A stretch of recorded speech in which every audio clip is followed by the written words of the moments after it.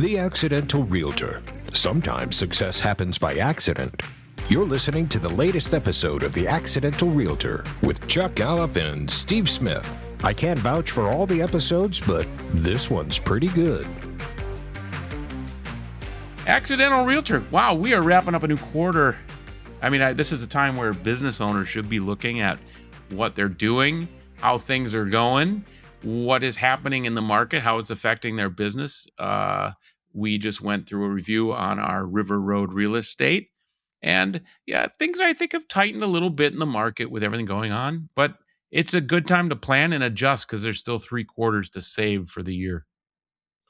Yeah, absolutely. I like how you bring up, the end of the quarter is a good time to do reflection, whether you're a single agent or a team, not just real estate, but any business. And even a step further than that, I think it's fair to say we're always kind of looking at the business month to month to month. But certainly some interesting stuff going on, wouldn't you say, Chuck? Oh man, and we're going to get into that. So actually, well, let's just get into it right now. There's a lot that's been happening with, and I think we've talked about this in prior episodes. Compass Real Estate has partnered with Anywhere, and they are now owning about half of the realtors in the country, which is allowing them to double down on their pocket listings, meaning anything that they have, they can now market to consumers within their bubble and no one else. So it's a way to drive consumers to use them as the brokerage.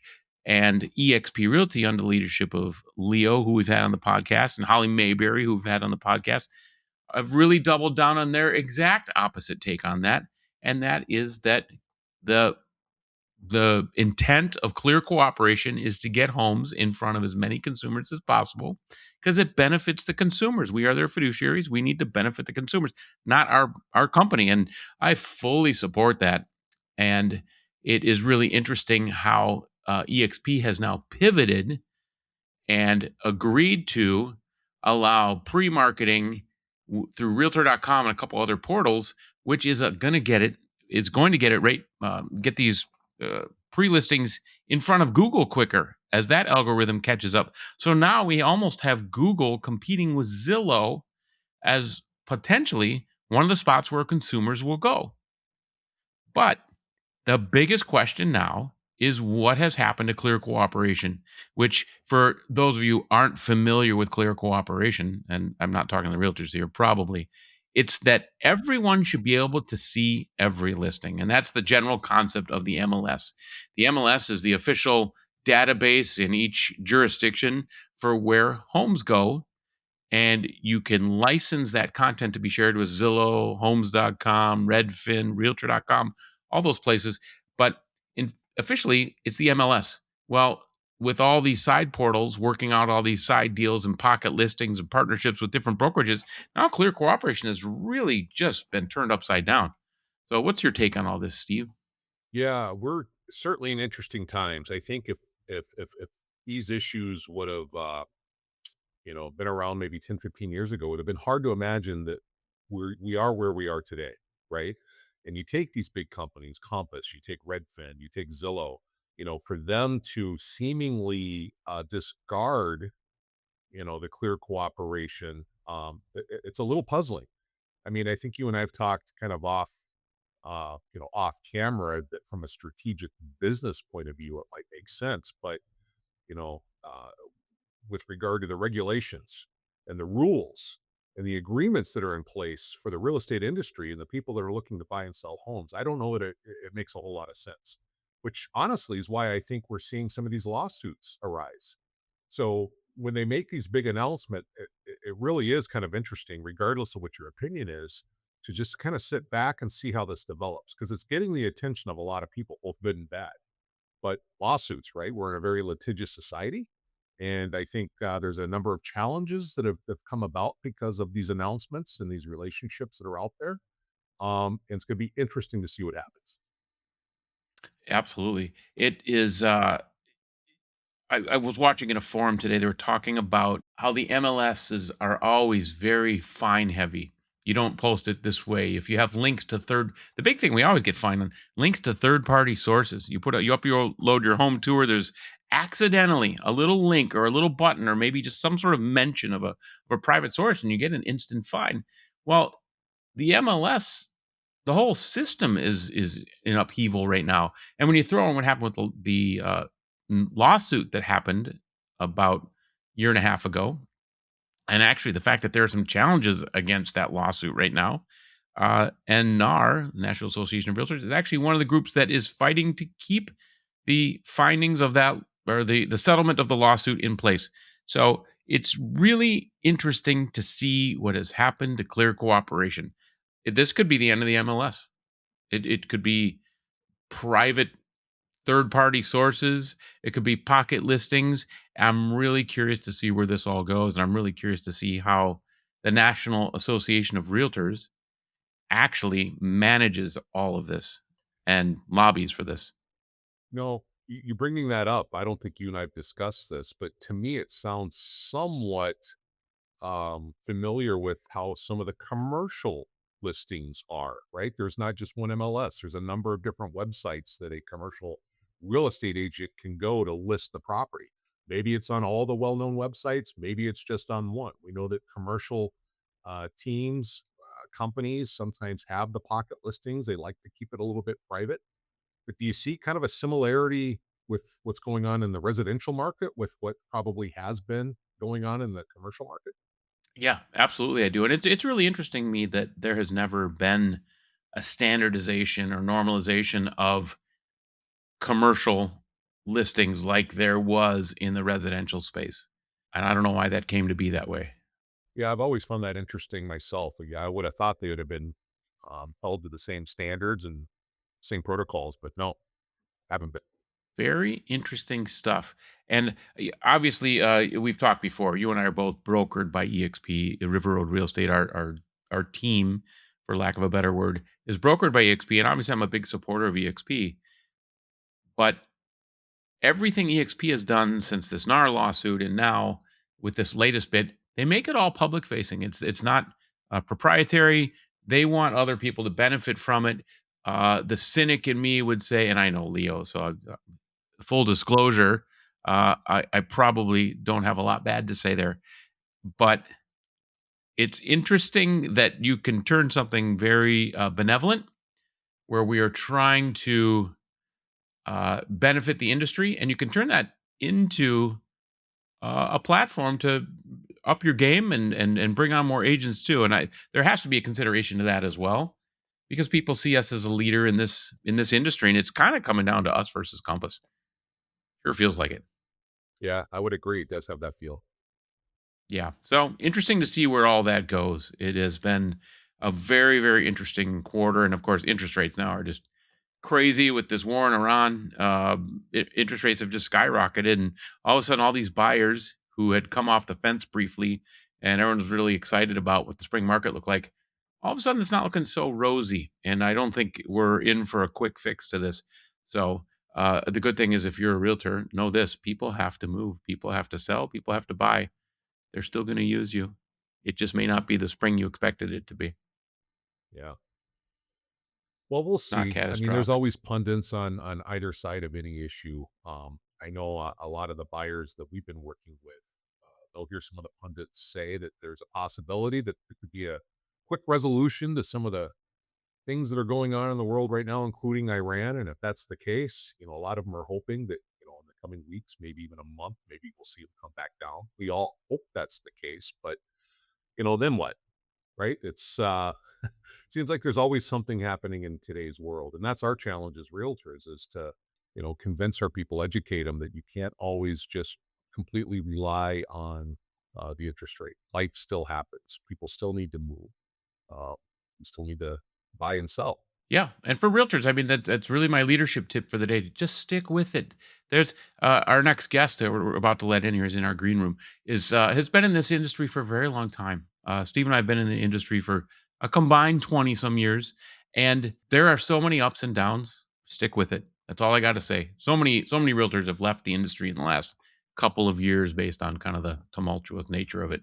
I'm really excited to bring in our guest here. Ben Barber is the senior manager for investment services for EXP Realty. And investments are a huge part of what's going on in this industry. So I'm really excited to get his take on it, see where EXP is going, see how he got into this, and see where he thinks institutional investors are going in the future. Let's give a warm welcome here to Ben Barber. Hey, how we doing? Wonderful, Ben. Thanks for being here. Thanks for being on time, and thanks for having a working microphone. Yeah, you're welcome. Yeah, I jumped in early just to check it out, make sure everything was okay, make sure the cameras work and all that. That's kind of unusual for someone with a real estate background to plan ahead. I got to commend you. Uh, so many realtors, myself Thank you. included, go, "Oh, I have a podcast in like 4 minutes. I should probably log on and just see how that goes." Yeah. So To plan I ahead love it. and make the tech that you have work. Amazing. Yeah, I've fallen into that before. Well, I actually do I do coaching with Mike Sherrard's group for the for YouTube stuff, and I'm helping him with his CRM build. So, yeah, you have to show up with the outcome that you expect the agents to have, right? I would say the number one sin in Mike Sherrard's circle would probably be not having a working microphone. So Yeah. I could see that. Well, let's talk a little bit. I've known you as the head of our investment services here at EXP, but you've got a pretty Yeah. storied background, not just in real estate, in wealth management. It looks like in mortgage, if I'm reading that correctly, and most recently running a team as well, or a group. Yeah, I had done, mortgages a long time ago. I was actually part of the problem back in 2008. I was managing, I was a managing director for Credit Suisse. So back when they were doing the Nina, the no doc, the fly by seat of pants, no, good credit score will lend you all the money in the world. And we kind of saw the writing on the wall. In 2008, when it crashed, I transitioned over into the REO world and started with Green River Capital here in Salt Lake City, and really started out as a pre-marketer, and agents get a kick out of it. That my job basically consisted of calling somebody on the phone, begging them for a free valuation in exchange for a listing at some point in the future. And it was the first time, like, the mortgage stuff was okay, but getting into REO was the first time something clicked, and it just made sense. Valuing things made sense. Following up with the agents, working the process, and I had a lot of success there for 4 years. Moved from different departments. I was an asset manager, senior asset manager, sales manager, eviction manager. If you ever see eviction, like the cash for keys specialist, that was my design way back in the day, saying let's put someone in a sales role to increase the cash for keys success rate. And then I moved to Texas when VRM landed the VA account, and I was an operation manager there. We onboarded 5,000 assets at once, which was incredibly stressful. I helped them build their system, VRM Co. We had to onboard all the agents, all the vendors. I did that for 3 years. And then after having been on that side for so long, my wife and I were having our third baby. We had a 4-year-old, a 2-year-old, one on the way. We didn't like being so far away from our family in Texas, so we decided to move back to Utah.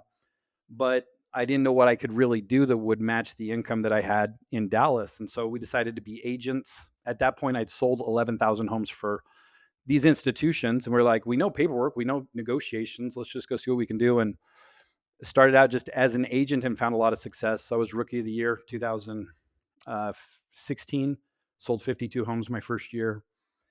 Went on to become, I was with Coldwell Banker at the time. I was the number 5 Coldwell Banker agent in Northern Utah, EXP Icon 2022. And then having been in it for almost like 18 years, I just kind of attended a training one time that we were doing internally on institutional investment side. And it connected with me from the REO level. And I think that that's like one of the key pillars agents need to have going into the future. And so I joined that group a little over 2 years ago, and 1,400 closings, $400 million later, here we are. So Wow. that's Wow. that's that's my background in a nutshell. Okay. Yeah, you've had your hands in a lot of things, and you've it looks like you're not afraid to learn in a down time, and Yeah. really, I mean, that's some volume. I one of my questions here that I was going to get into, and you started touching on is, I mean, 35% of nationally, the general stat is that 35% of all homes bought right now are through institutional investors, whether it's a mom and pop or it's a big institutional investor. And I think, if I'm not mistaken, it's the mom and pop stuff is like 90% of those institutional investors. Yeah, you have 83% is less, are institutional owners that are less than 1,000 properties that they own. Yeah. Where do you see this market going, especially with everything going on lately? Man, it's so interesting. So it depends. If that executive order gets passed into law, it will shake up the industry for sure, which I'm very surprised that it's even gotten this far because if anybody was around in 2008, 2009, like these companies came as a response to the crisis. Came out in 2011, they had enough money to bankroll the recession and get us out of it. Like I remember being in Las Vegas doing inspections for Credit Suisse, and 94% of listings in Vegas were bank owned at the time, like crashing prices. So if it gets passed in, I think you're going to see the smaller investors increase, but I also think you're going to see it compartmentalized by market because like Atlanta is 23% is owned by institutional investors, 23% of all SFR. It's not so much in other areas. Like the national average is like 4%, so it's not as big, but some of those areas they're seeing huge crackdowns. So I think it's going to open up more dispo. I think they're going to stop buying properties like this. They're going to sell more. And then if you guys are familiar with the build to rent space, the BTR space. Yeah, hold on. I'm going to interrupt and just say one thing, just for the listener. You may not know the executive order, but President Trump has ordered that, and it's kind of in limbo at the moment, but far from it. That big institutional investors cannot own more than a certain percentage of real estate, so they would just have to offload their properties per executive order. That is Yeah, significant. Okay, go ahead, Ben. Sorry. it's significant. It's significant because it challenges how they acquire properties and then also how they manage and they do their disposition, which could negatively impact the market. But what they have is you start seeing these institutions start transitioning because beforehand it was scattered site properties. So they're picking up onesie twosies spread out throughout a metro area. And now they've started converging and they're actually building their own rental communities. So they're townhouses, 2 to 3 story townhomes, upgraded finishes, clubhouse, pool, HOA. It's got this great community feel, but it's built specifically for the institutional investor. And we're starting to see them partner with national builders like Lennar to go in and build these communities. So I don't know if that order is going to impact that. I think it's going to be more for scattered site stuff. That is really interesting.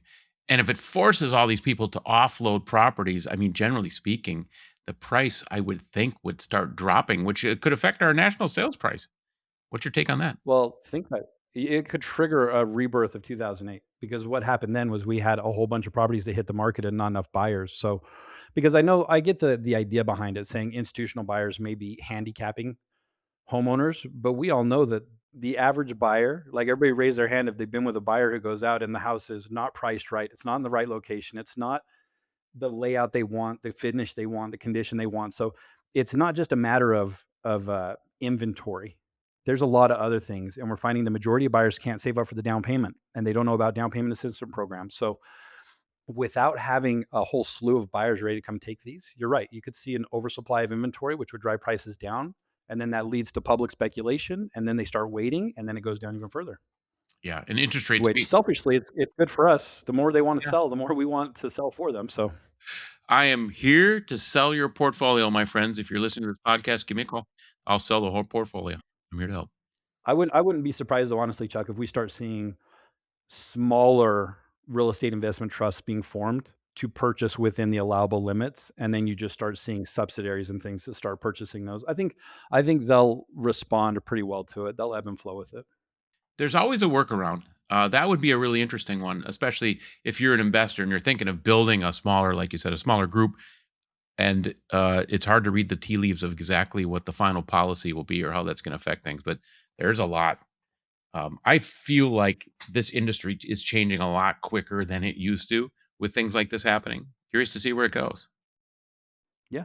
Well, and we didn't have the problem too long ago, but I know that even back in the day, you had Fannie Mae and Freddie Mac that really pioneered the first look period, and they saw the challenges for owners, for especially first time home buyers to get into properties, and when they were priced so low, the cash buyers were supreme. So they had the 14-day windows where you couldn't take an investor offer. You had to look at, going to the owner occupant, and the VA did the same thing. They would rather look for on the VA foreclosures, they wanted to see a VA owner back in that home. So for the first 14 days, we didn't entertain any offers except owner occupants, and we favored VA. So it will be interesting to see what happens because I think there's other ways to solve it than to just put a big stop sign in the middle of the road and say no more, because I think one thing we haven't even talked about is that not everybody wants to own a home. I think that's what we see more than anything. Like people are working from home, so you can go choose where you want to live, and maybe they're not ready for the financial responsibility of a house right now, but they don't want to live in an apartment where they can hear the neighbor above and below them. This scattered site rental solves that problem. So it will be very interesting. I'm very curious to see what happens. And I was going to ask for the listening audience, you talk about institutional investors, but so much of our conversation, and I think so many of the other agents out there conversation for the last year or so has been interest rates, right? And here recently, we see the interest rates going back up. No one wanted to see that happen. But in your experience, as the rates go up, is that typically something that benefits, the investor who's buying properties? Is there Yeah. Great question, Stephen. Yeah, absolutely. Because they're borrowing the money for less. They're pooling it, or they're pulling money with these real estate trusts. But it benefits them because the houses become more desirable. It's possible to get a comparable rental property from one of these investors for less monthly payment than if you bought it on your own and factored in tax, insurance, MI, not even accounting for the down payment for it. So it becomes a huge advantage for them because one, it just like the interest rates. What's funny is interest rates are so low that people forget that they used to be double digits.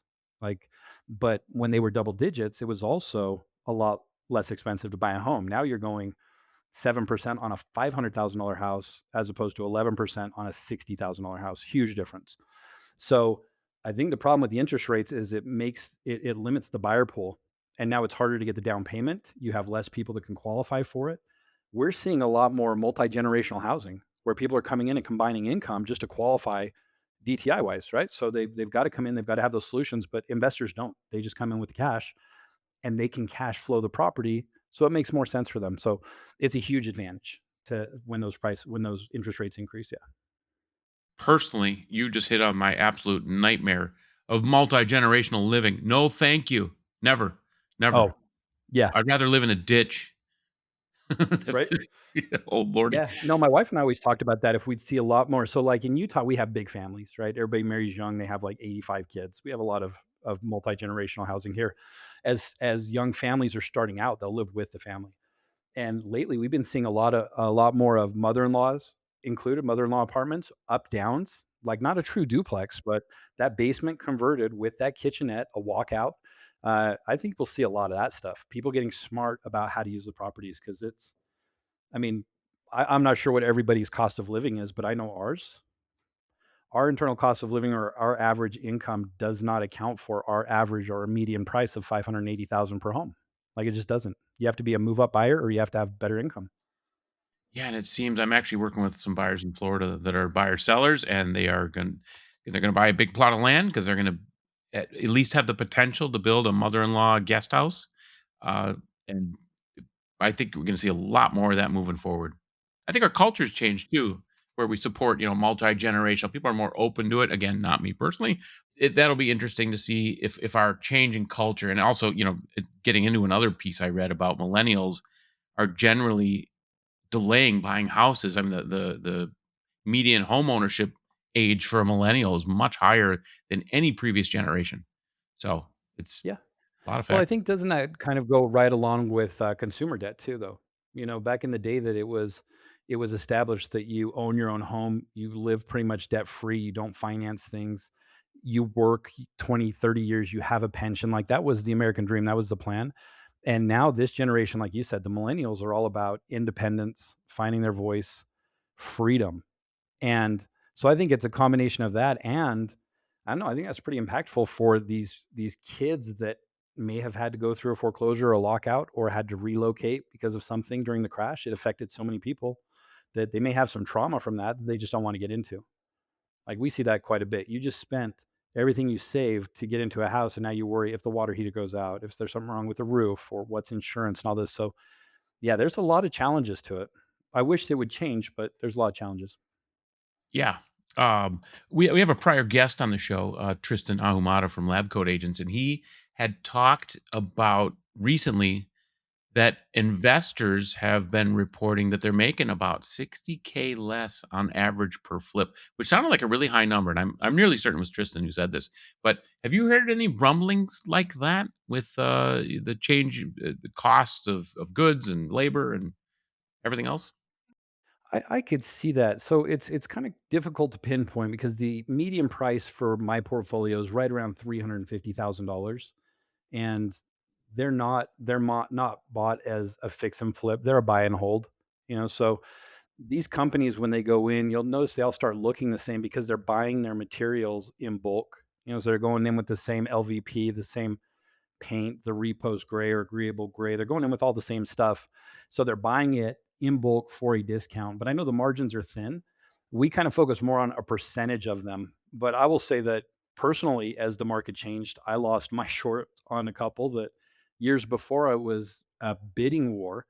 And then my last two, yeah, lost some money on them. So I would say that number is pretty accurate depending on the market in the area. I would think that, I mean, they're typically looking for 10 to 20% return. I think that number's coming down. And I do know some, talking with John Scalia in Florida, that he has some investors that aren't making any money. They're just looking to break even to keep their team working as they're Interesting. going through. So I would say that number's pretty accurate now that I think about it. Very interesting. I love John Scalia. Steve, next time Oh, we go to a conference, I think I introduced you to John. I think you did too. He is, Yeah. yeah, just a wonderful, he's a, down to earth human, uh, eh, he is. really successful realtor, and he'll open the book for you. But he's just so direct. Like he doesn't. You know what I love about him is that, as successful as he is, and he's got the notoriety and he's got the awards and he's just killing it. But we have a biweekly call with everybody that's getting these institutional leads, and John is always there offering advice to agents and strategies. And here's how he'd approach this situation. Like his ability to give back is amazing. It's pretty commendable. Not to keep tooting the EXP horn because we're all EXP here, but I've always found EXP is one of the least siloed brokerages, and there's a general feeling of cooperation. But I think, yeah, people like John absolutely embody that. I love hearing that. I'm looking forward to seeing him. Maybe in I agree with you. I think that you see that with the EXP agents. I also think you see it when people start getting into the mentality of they work with these specific, like they work investors. Same thing you would have if you worked primarily with relocation referrals or VA buyers, that they understand that, like, because of the rev share model, because of what EXP does, it does create a mindset of abundance as opposed to scarcity, because you see so many people succeeding, helping other people succeed. So I agree with that 100%, that they're a lot more open. rising tide, rising tide. We've said it That's right. many, many times. That's right. Yeah. So, just one final thought. What is your take? Where, as the head of our institutional investment stuff at EXP, where do you see this going? If you could read the tea leaves. Oh man, such a great question. You're going to have a massive increase in the build to rent space, and they need help. They need a lot of help for agents. So if I can plug it, here's what I would say, and I'm not over this one directly, but there's a huge need. You essentially have these companies that have now transitioned into build to rent communities, and when they come in, they don't come in with one; they come in with 7,000 properties. When they come into it, it's not as much money. You're not going to make a ton, but it gives a storefront because they have a model home. It allows agents to career path somebody, that I can bring a new agent in, an inexperienced agent. I can plop them in a decorated model. They can get experience with their pitch, working with people. They can shoot their YouTube videos there with a nice background. It gives them immediate income while giving me a path to help build them up and launch them up. And it allows the agents to connect with these investors, because regardless of where the market goes, like, I don't, people ask me about REO all the time because I have REO University with Joshua Smith. We did that years and years ago. And they ask, is REO coming back? And what I think is that depending on the executive orders and what happens there, I don't think you would ever see the REO happen again. I think these institutions would step in beforehand and they'd pick it up at discounted rates, like the old scratch and dent stuff that they did. So I think it's time for agents to do two parts. I think you have to align with institutions in some way, whether that's relocation, whether it's through the leasing, whether it's through its buying or selling. And agents have to be on YouTube. You have to be visible. Like, it's now about brand. Like, you have to have the brand. And you talk about millennials, Chuck. It's like 65% of them are going to YouTube for their guidance. right? So you have to be on these platforms because if not, like it drives me nuts. I have a 14-year-old, a 12-year-old, and a 10-year-old still living at home. They come to me all the time, and this is what cracks me up. My 14-year-old, like I was a USA weightlifting coach, certified CrossFit coach. I did all that stuff. He'll come tell me stuff he's been hearing from all these influencers about creatine, BCAAs, what he should be lifting, when he should be sleeping. And I'm like, buddy, just talk to me. Like this stuff doesn't make any sense, but he's listening to influencers, millennials and the next generation. That's where they're going to get their information. So if agents aren't working with these established institutions, they have to find a way to connect with the next wave, which will be social media. That is a really interesting take, and I can smell the Mike Sherrard on you because Mike built his career on YouTube. I think he's probably, if not the top agent for YouTube. I mean, he built a million person following and a business on YouTube, which Yeah, wasn't Mike's a huge. Mike's amazing. He is, and he's another guy that just opens the book and shares it with you. I mean, he's at every EXP conference I've seen him, and you see him in the hallways and chat with him. He's just another really good guy. So it's interesting here. You've reached a wagon. Yeah, I agree with you. If you go to Mike's channel, his YouTube channel, he's consistent. I think one of the funnest things, I was actually talking to him about a week ago, maybe 2 weeks ago. If you ever get a chance to watch his early videos, I think it's encouraging for every agent out there that gets scared to start something. Cause right now he's so polished. It's so well done. And you watch back to these early videos where he's hoping nobody walks in the office as he's filming with his iPhone, right?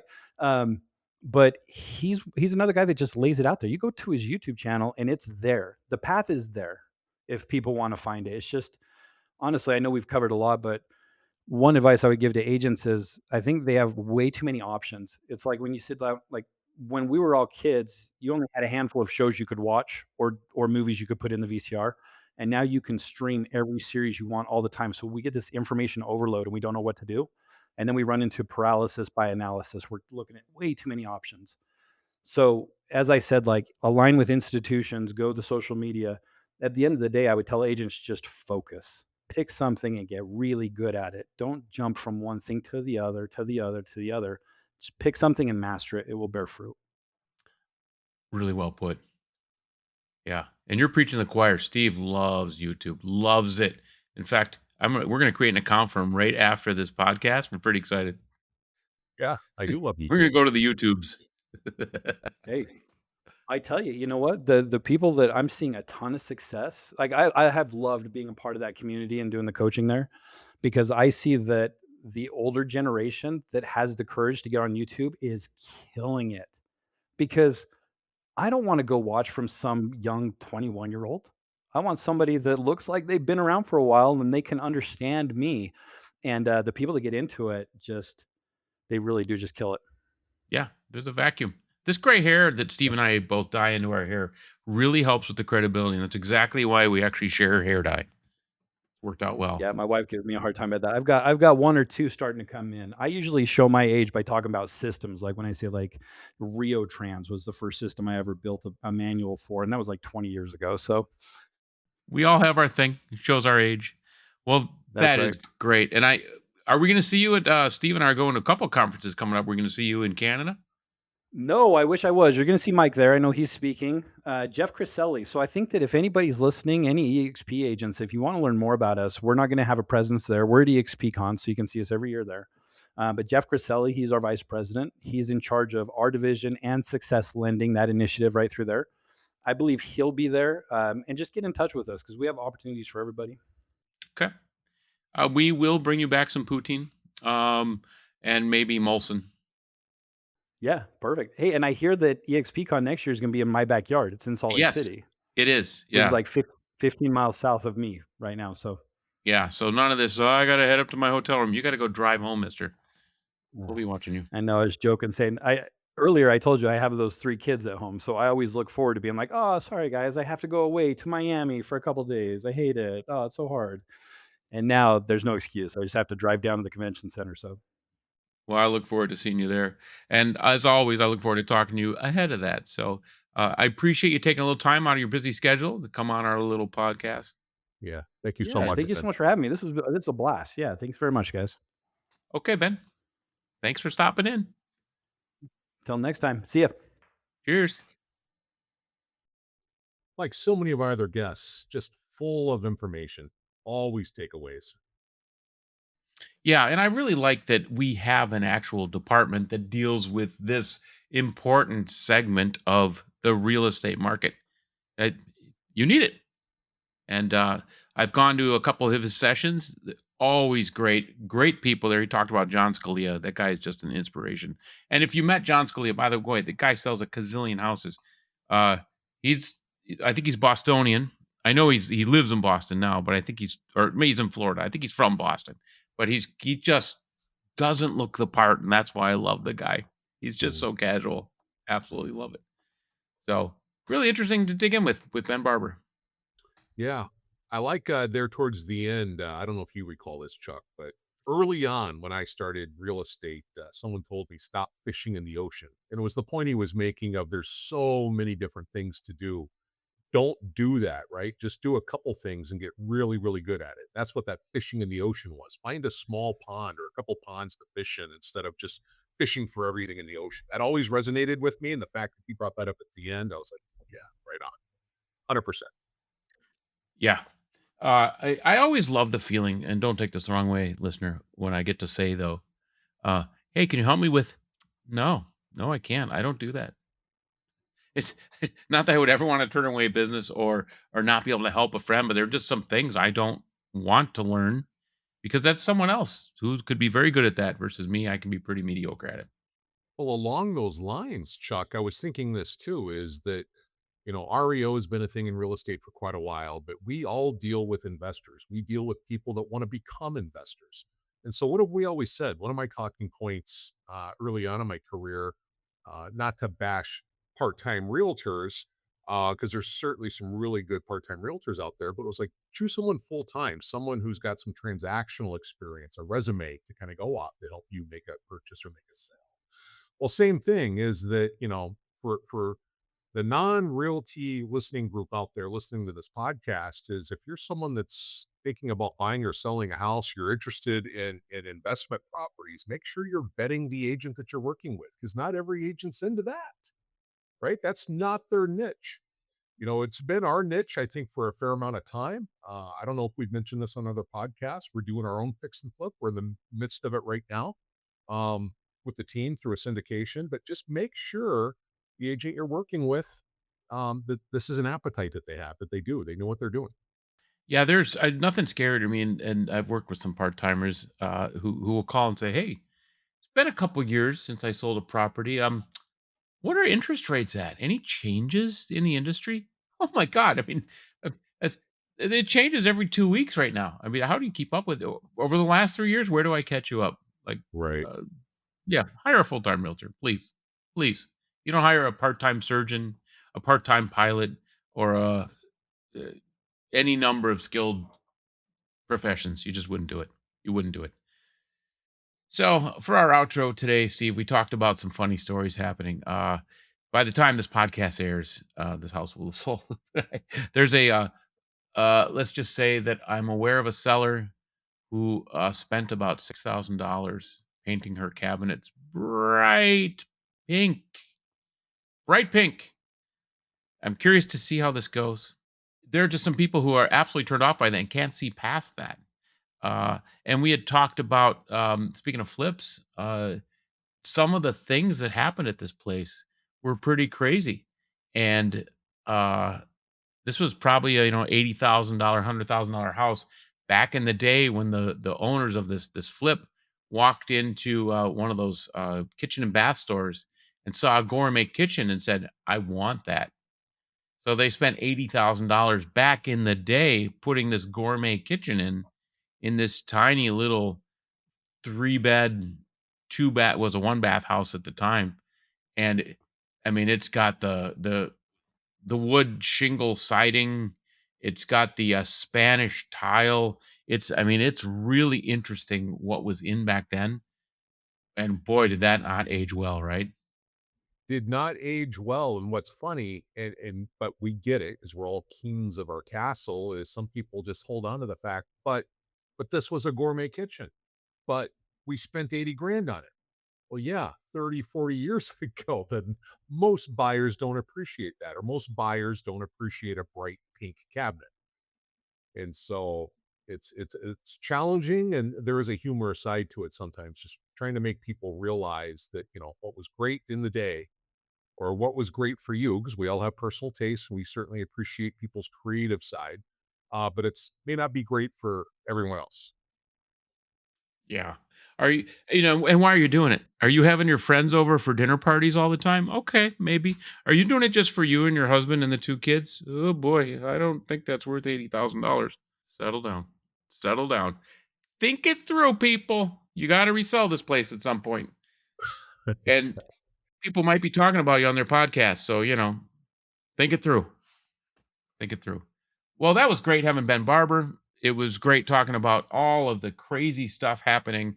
Our next podcast is 2 weeks out, and I guarantee there will be even more news coming out of this industry with the interest rate and all the legal challenges that are happening. So, always something to talk about. Stay up on the news, people. It affects all of us. Agreed. Well, that is the end of episode 11 of The Accidental Realtor. Remember, you can find us on all of the platforms where you listen to your favorite podcasts. You don't need to listen to them. You need to listen to us. Spotify, everywhere else. Make sure to like our Facebook page, share with your friends, and we will see you on the next one. I've been your host, Chuck Gallup, and Steve Smith. See you next time. one of these days we'll get that down. I love it. All right. We'll see you on the next one, everybody. Thank you for listening to Accidental Realtor. Frankly, I can't believe you made it through the whole thing. Way to go. I'm your announcer, Rusty Gatenby. Chuck has me tied up and held hostage in his basement. No kidding. Please help me. See you next time.